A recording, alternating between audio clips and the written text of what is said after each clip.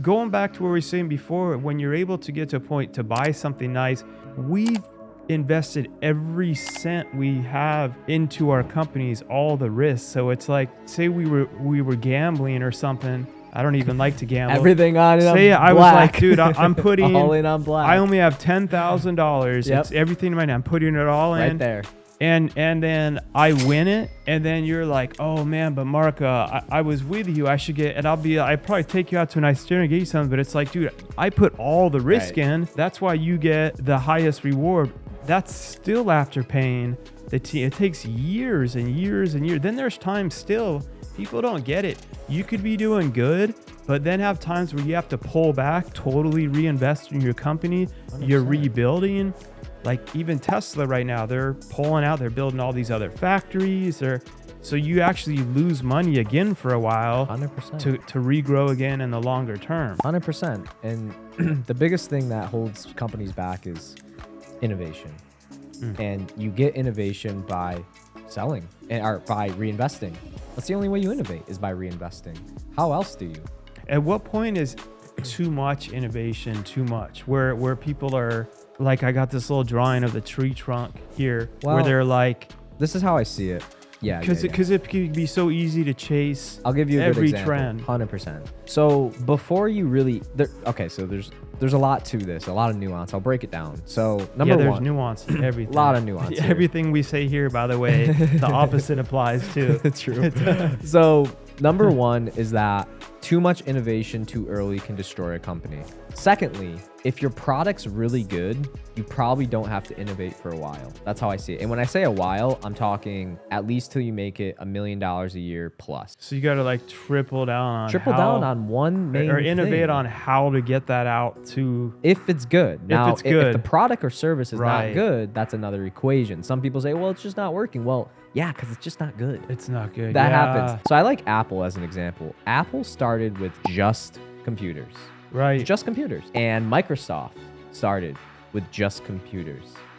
Microsoft's vision was, I want a computer on every single office in this country and then the world. That was Microsoft's vision. Yeah. Apple's vision was that as well. And then a personal one. But then it evolved.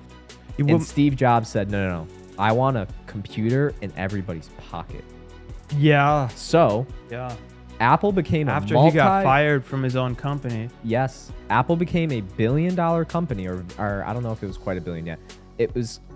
Apple became very successful with just the computer. But Steve's vision was like, no, we need to be more than this. Then they got into iPods. Mm-hmm. Then that became its own $1 billion niche.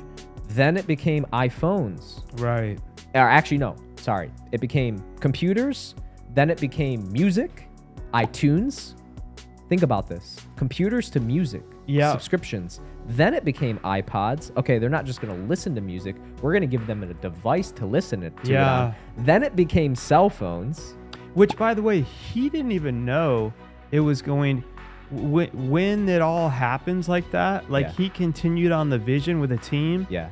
Because the vision... He didn't know this is going to lead to something that doesn't exist yet, and we're going to be making money off iTunes. He had no idea, but what he built the tools for it. Go ahead. He had the framework first, and he kept evolving it. Yeah. Most companies grow, but they don't evolve. There's a huge difference. Or they branch out too much. So well, look at Microsoft. Creating a good product like the phone, the iPad, instead of being like, oh, we're not immediately making what we should. Let's branch out now into virtual reality or a million other things. Literally a $1 billion company before branching into all these branches. But then Microsoft on the other side of the field, they're still growing. Yeah. But they're not evolving.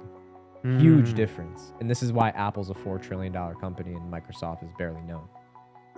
Not barely known, but the comparison in terms of percentages is literally thousands of percent of difference in growth. And think about this. Apple now has credit cards. I know they're creating a bank. They're creating a bank. They have credit cards. They have Apple Pay. These are all new streams of income. Yeah. And I believe they're going to make cars and airplanes. I really believe that. I mean, think about it. Now they have AirPods. These are all different industries. Actually, AirPods. Now they're getting into virtual reality with the new Apple Pro Plus or whatever. Yeah. Vision Plus. Yeah. I mean, that's a perfect example of like master one thing, move on to another while managing the business you're going to become. I believe you have to manage two businesses, the businesses you are and the one you're becoming. And you're so right. And it was years where they started in the garage and stuff with mastering.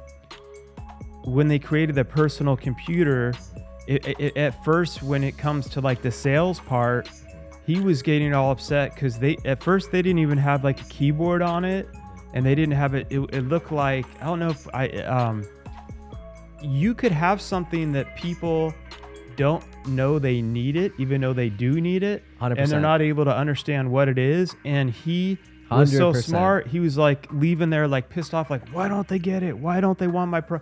And then it took them coming together and realizing, wait, let's put a little cover on it and kind of make this monitor look like a TV. Yep. And then they added something like on the keyboard to where it was like attached to where it made it just look a lot simpler, because he was all about, well, you take it off, but the microcircuits underneath it and the way, and they were all like, what the hell is that? But when he's able to just basically dress it up and simplify this very complex thing, yep, and show them in the store, look, you type, it comes up on the screen, and it like looked nice, because his mind was so into the simple, cool, into the technology aspect of it. And then it took the other like mindset of like, no, let's do that. Then people started being like, oh, I want that for my store. I get now how it works. Mm-hmm. Apple is really genius at selling people an identity. But they weren't at first. No, not anymore. Not at first. That's what made the transition so massive, was when they started to, and that's where John, I think his name's John Scully, the Pepsi CEO, Jobs recruited. And the way he recruited him was genius. He was like, do you want to sell sugar water for the rest of your life, or do you want to change the world? That's that pure entrepreneur in Steve Jobs. He's very much an artist, but he has a lot of pure entrepreneur in him. And he recruited people of top talent because he knew he couldn't do it by himself. And he was an artist, man, but he wasn't the best business person. And John Scully really helped evolve the identity of Apple. And it was like, we want to make this cool. We want to make this slick. We want to make this sexy. And they made PC seem like nerds. That's what they did. So people who buy Apple, they will budge on their spending habit, right, because of the identity of what this phone gives them. Yeah, or what those AirPods give them. MacBook, AirPod, Same, and they all it's like, sync up together. To your computer analogy, it's like Henry Ford said. He said, if I would have asked my customers what they wanted, they would have told me faster horses. I just heard someone else say that. Maybe it's so true. It's in my book. It's so true, though. So they would have totally said that, because that was all they knew. Exactly. And that got me thinking, that's the that beauty must of be innovation. Where horsepower came from. I wonder if that's where he started thinking, oh, let me intertwine horsepower into the analogy of my cars.